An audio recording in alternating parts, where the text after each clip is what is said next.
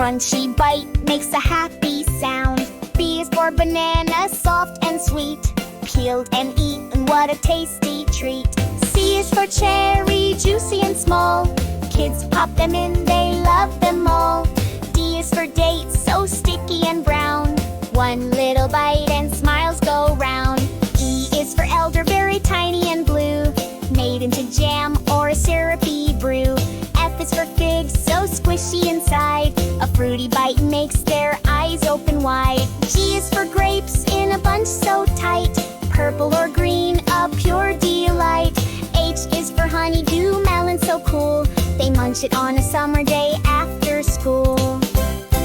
I is for Indian gooseberry, sour then sweet, makes them giggle after every eat. J is for jackfruit, yellow and big, pulling the pods is a fun little gig. K is for kiwi, fuzzy outside, green on the inside, joy can't hide.